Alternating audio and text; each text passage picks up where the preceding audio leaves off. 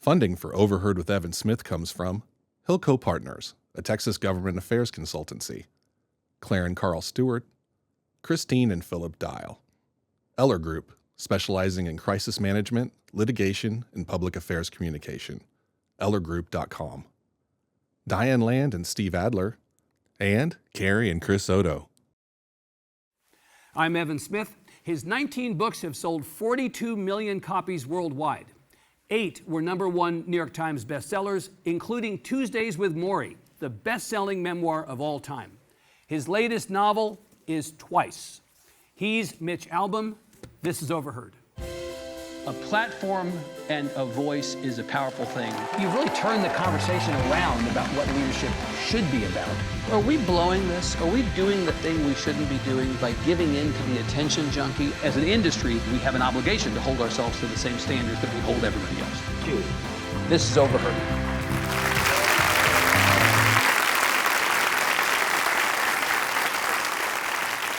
Mitch Albom, welcome. Thank you. Very nice to have you here. Congratulations on the book.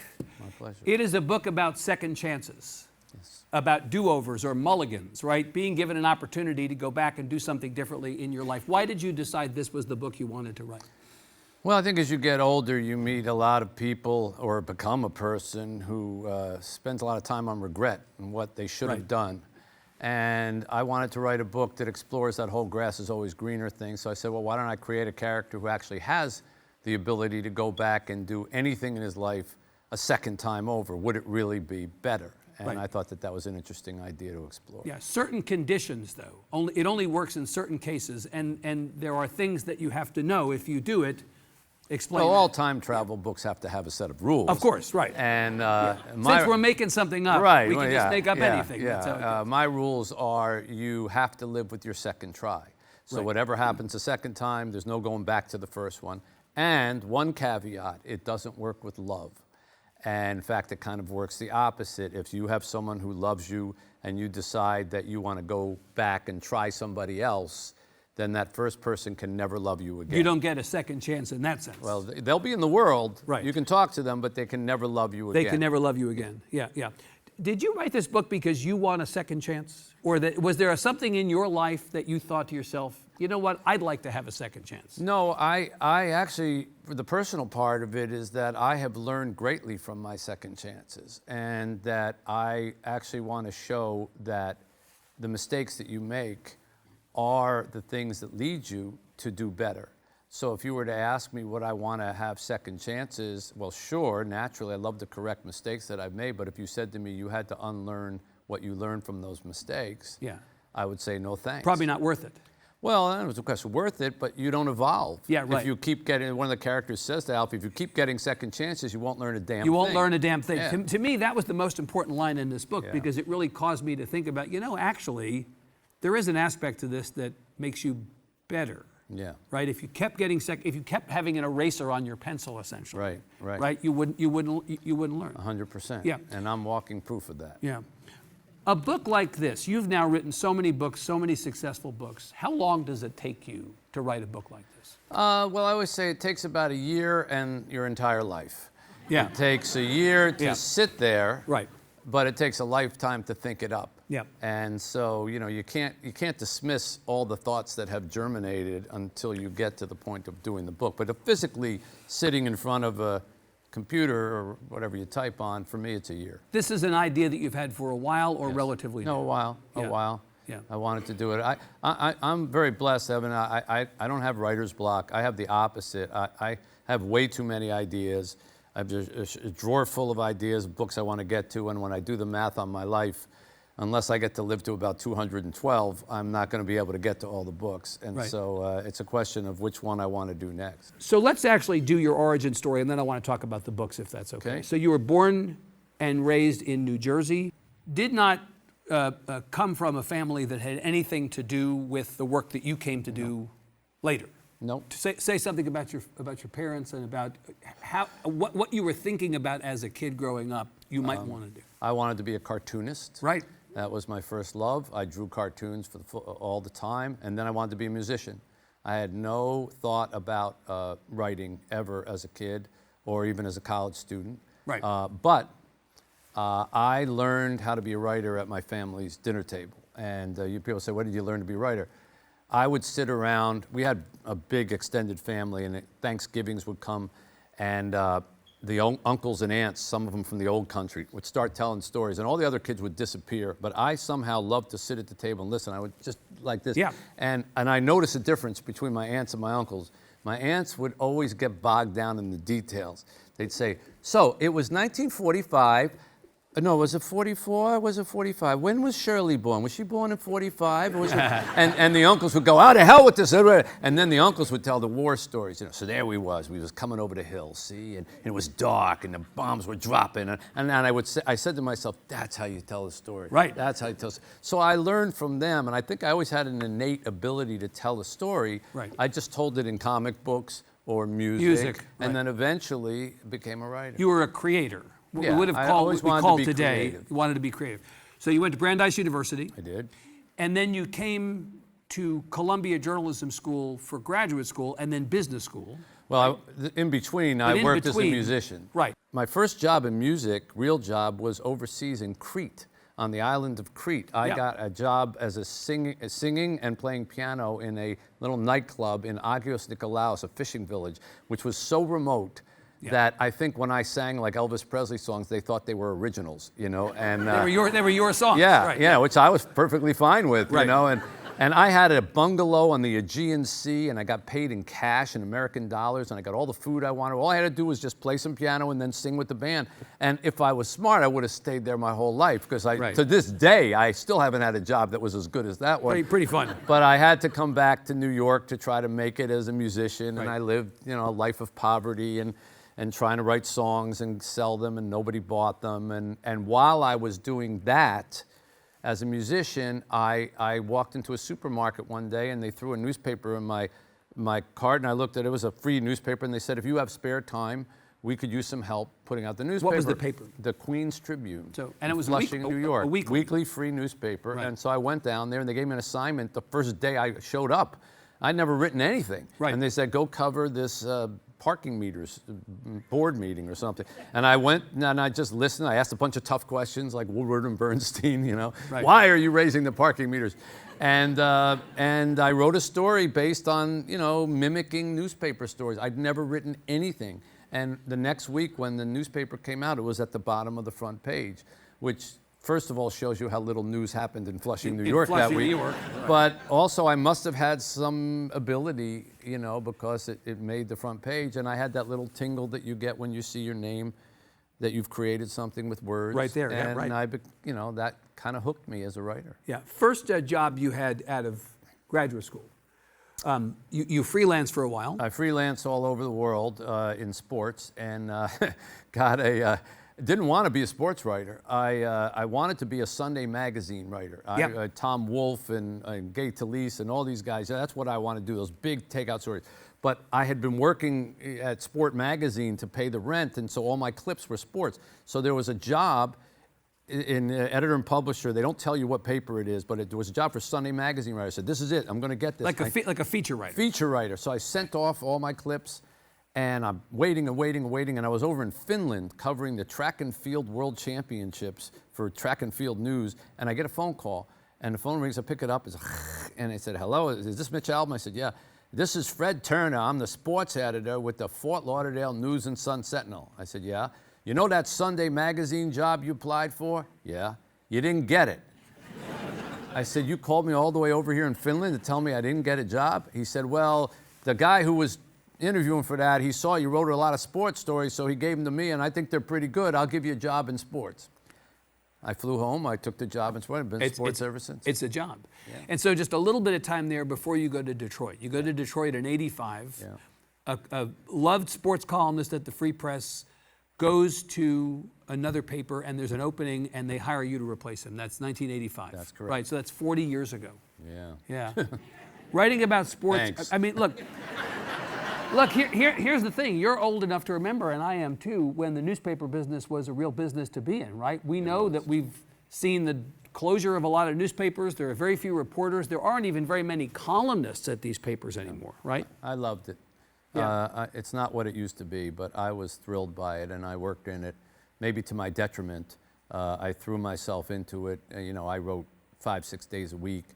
I'd write 2 columns a night sometimes, and it really cut my teeth. It taught you a lot about writing eventually for books, but I also lost myself for a stretch of time in that world, and I was on ESPN lots of time. I lived at Bristol, Connecticut for 3 days a week for a stretch to be on there. I did radio, I did newspaper. I worked 150 hours a week just trying to make sure. I never said no to anybody, and kind of went on like that until I was 37, and then kind of had a life-changing experience that sort of bifurcated my life, which is part of why I wrote twice, because I have lived a twice existence myself. Let's do the book. So it was the Sheb Eckler book was 89. Then you wrote a book about Michigan high school football team. No, Michigan college basketball. College basketball team, pardon me, 5. in 93. Yeah.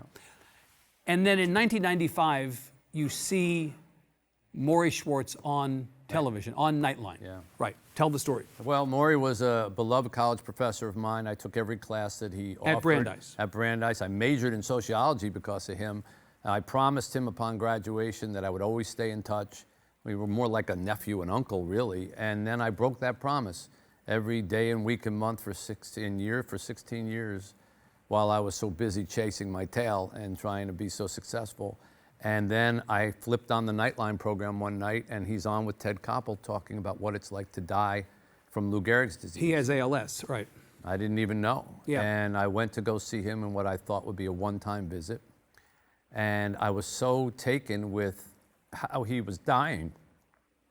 He was so content with how he had lived his life. And even his dying, even though he couldn't move his legs, could barely move his arms, needed someone to wipe his rear end for him, but he said, I'm like a leaf that's about to fall off the tree. I'm becoming more colorful in my final days. And I flew home that night saying, you're 37 and healthy. He's 78 and dying, and he seems 10 times happier with his life than you are. Right. And I started to go back, and it turned out to be every Tuesday for all the Tuesdays he had left. And we did this sort of one last class together in what's important in life when you really know you're going to die. It wasn't supposed to be a book. Well, I was about to say, I don't know that it originated as a book. No, right? no. It was just 2 people talking. What happened was he told me that he was in debt for his medical bills. Yep. And that his biggest fear was that once he died, his family was going to have to sell their house to pay the bills. He said, I'm going to die twice. First time I die regularly, then I die when I'm in the grave and I find out what I'm costing my family. Right. And it was the first time in my life, to be honest, that I decided to do something strictly for somebody else. I said, well, maybe I can write a book and pay his medical bills. I didn't tell him because I didn't want to fail in case. I went around to publishers in New York. I told them about this idea. Almost every one of them said, boring, dull, you're a sports writer. One of them said, you don't even know what a memoir is. Come back in 20 years. Speaking of second chances, I bet they'd like that one back. There are a few. There were a few who did say that to me later. Right. But we found one publisher a few weeks before Morrie died, and they gave us just enough money to pay his bills. And I went to Morrie and I said, take this money, pay your bills, don't die a second time. Right. And for me, that was always, like I always say, that was the graduation of Tuesdays with Morrie, because I had learned to do something nice for somebody else, not just for me.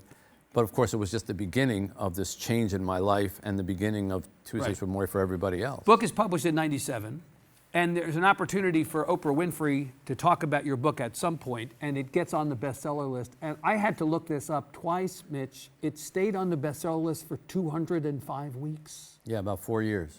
4 years. And it didn't go to #1 for like 6 months. No, in fact, I mean, you know, everyone acts like Tuesdays with Morrie was supposed to be some kind of success story. It was not. On the most books, when they get on the bestseller list, they debut high, they drop, and then they disappear. This was as atypical as it could Mine have been. didn't appear. It was, first of all, they released it in August, which is such a great time for a meaning of life book, As you know. right. And everybody wants to take it to the beach, you know.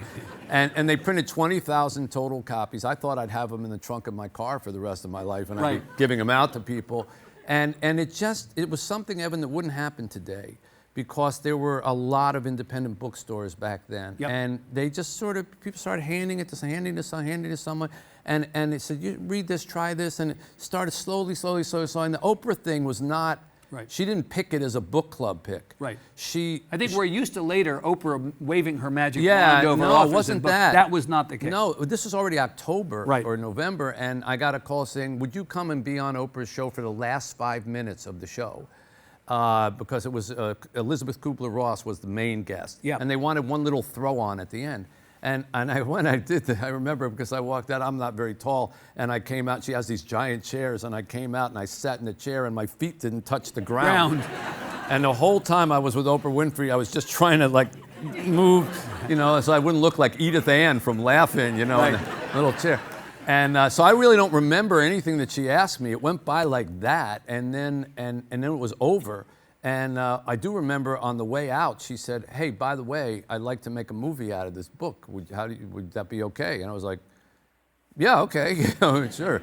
I didn't even really get that. And then I remember just as we were leaving, I took my wife and her sisters. We all, because Oprah Winfrey, you got to bring your wife. And she was in Chicago, so we drove there. And we only went back because they gave out coffee mugs, and they gave me one. And my wife and her sister said, "You think we could get coffee mugs?" So we were actually going back to see if we could get more coffee mugs. And the president of her company calls down to the desk and said, "Is Mitch still here?" And they said, "Yeah, he's here getting coffee mugs." And they said, "Come upstairs." So I go upstairs to the president of Harpo, and he says, "I watched your little segment. It's just tape. This is kind of an interesting book. How many copies do you have?" And I said, "Well, they printed 20,000. He goes, "Oh my God, you're going to need way more than that." He knew. He knew. He said, "You're going to need way more than that." And I said, "If I call a number in New York, and hand you the phone, will you tell them?" Right, yeah. And that's what I did. And I called the publisher and I gave it to him. He said, "This is the President of Harpo," and Mitch said the segment, and you're going to need 250,000 copies. And they said, "Thank you very much." And they printed 5,000 copies more. And sure enough, Never been so happy to be wrong. Yeah, right? but the problem was, as soon as that thing aired, all the copies were gone, and it was 3 weeks before Christmas. Could you could you ever have imagined best-selling memoir of all time, a phenomenon? No. Still to this day, it's the thing that everybody knows you for. Yeah. Right. But there's some cosmic things to this, Evan, because I know for everybody else, Tuesdays with Morrie, it's a book, and I know it's around the world and it's been translated. Yep. But for me, it was such a life-changing thing. First of all, it was my time with Morrie. That was private, and that was us. But then what I noticed happening was people, I was on ESPN, so people knew my face. Right. But people used to stop me in airports and they would say, "Hey, sports guy," if they didn't remember me, "Hey, Mitch, who's going to win the Super Bowl?" And I would say, Patriots, and I'd go up the escalator because at that time, that was the answer all the time, was the Patriots. And it was mostly right. Yeah, I was right. Yeah. And then after Tuesdays with Morrie, about a year after it had been out, I began to notice that people would come up to me and they would say, "You're Mitch Albom, right?" And I said, "Yeah." He said, "Well, my mother died of cancer, and the last thing we did was read Tuesdays with Morrie together. Can I talk to you about it?" And you can't go Patriots and go up the escalator. No. You have to stop and listen. And Evan, I have stopped and listened to that conversation, not 100 or 1,000 or even 10,000, but tens of thousands of times. Yeah. And what it does is it sensitizes you to how many people are suffering and Right. how much grief there is in the world and what is really important. And I think that that's what Morrie knew I was missing in my life.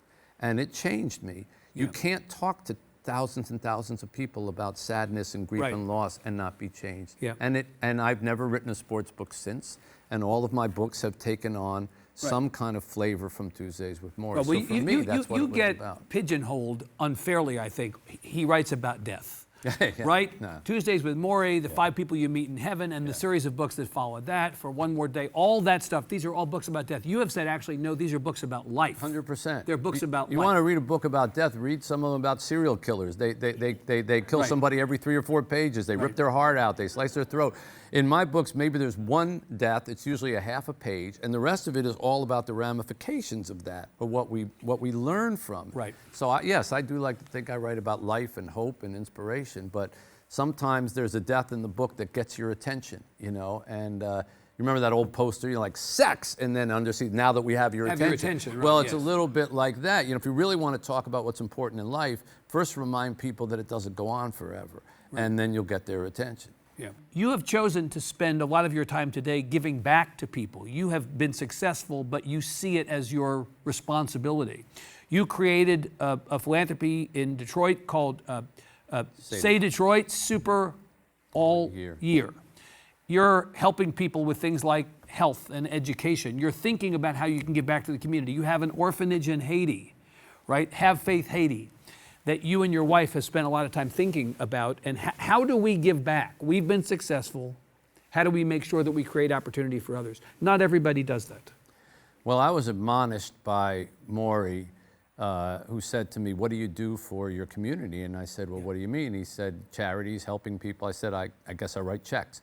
And he said, "Well, anybody can write a check. It's passive, right? You've been given a voice, Yeah. and you need to use your voice to do more than aggrandize yourself." And that year, 1995, I started my first charity, which is called the Dream Fund in Detroit. It was a scholarship fund to help underprivileged kids study the arts. Yeah. And since then, I have tried to use my voice for those things. And I have found, Evan, that there was a very instructive moment with Maury. I noticed when people would come visit him, they would always try to cheer him up. The door would close, they'd go in, they'd say, I'm just gonna cheer him up because he's dying. Yeah. And they would come out in tears, but they would be crying about their love life, their divorce, their job, their whatever. And they'd say, "I don't know what happened. I went to try to cheer him up, but after a couple of minutes, he started asking me questions. I started to open up, then he started asking me, I really started opening up. And I tried to cheer him up, but he ended up cheering me up. So I went into him and I said, "I don't get it. You're dying. You've hit the mother lode of sympathy. You've got ALS. Why don't you just let people comfort you?" And he said, "Mitch, why would I ever take from people like that? Taking makes me feel like I'm dying. Giving makes me feel like I'm living." It is the most profound single sentence I've ever heard. And Giving makes me feel like I'm living. yeah, even rhymes so you can remember it easily. Giving, right. But I have so found that to be true Yeah. because I took for a big part of my life. Yeah. And the second half of it has been way more about giving, and it has been remarkably better and more rewarding. And so, yeah, I do spend most of my time on the things that you said. I go to Haiti every month. I have You go to Haiti every month. yeah, for the last Literally. 16 years. Yeah. We operate an orphanage there. We've had over 100 kids come through it already. And these are kids come from the worst kind of poverty, Yeah. Evan. Kids who live in mud holes, kids who have been left under trees to die, and someone picks them up and takes them to the police, and the police say, "What'd you pick them up for?" Now we have to do paperwork. Kids who don't have birth certificates, don't have vaccine records. We have to invent names and birthdays, but we give them love, and we give them food, and we give them a bed, and we give them a great education, 4 hours of English and 4 hours of French every single day. And we have had 22 now have graduated from our school. Yeah. Every single one has gotten a college scholarship, and 2 of them are in medical school. And it is about second chances, So I have seen what happens when you give a child a second chance. Right. And it is what I am most interested in my life. It all ties together. Just a couple of minutes left. You have been, as I said, at the business of writing columns for the newspaper for 40 years. Yeah. You've written all these books. You continue to be a radio personality in your community. Like you're going at this like full speed. And yet at some point you're going to decide you want to stop. When?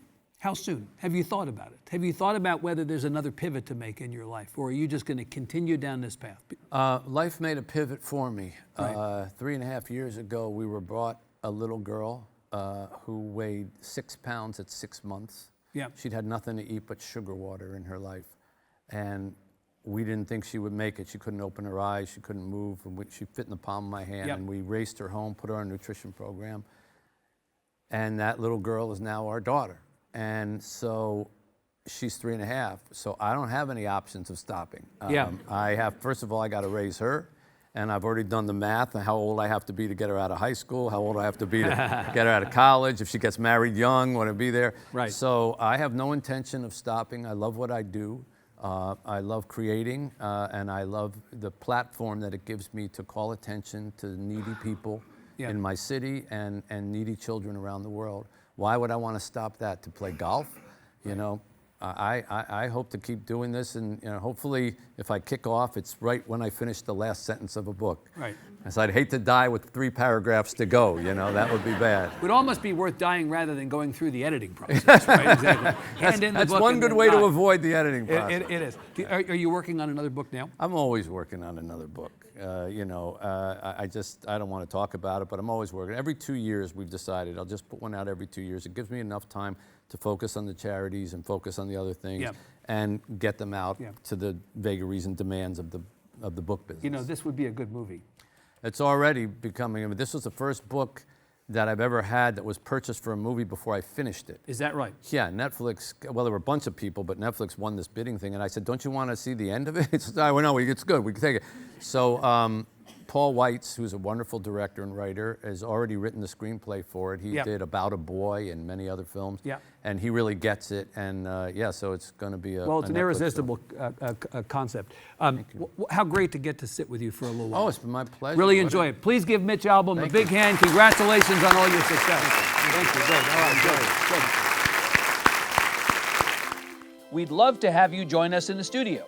Visit our website at austinpbs.org/overheard to find invitations to interviews, Q&As with our audience and guests, and an archive of past episodes. I've written the screenplays for some of my movies, Right. so I've been involved. But there's a famous thing about Hemingway said that, if you're going to have your books turned into movies, you should run to the Nevada-California border, take your manuscript, throw it over to California, and run the other way, because that's as close as you're going to get to having any influence on it. Funding for Overheard with Evan Smith comes from Hilco Partners, a Texas government affairs consultancy, Claire and Carl Stewart, Christine and Philip Dial, Eller Group, specializing in crisis management, litigation, and public affairs communication, ellergroup.com, Diane Land and Steve Adler, and Carrie and Chris Odo.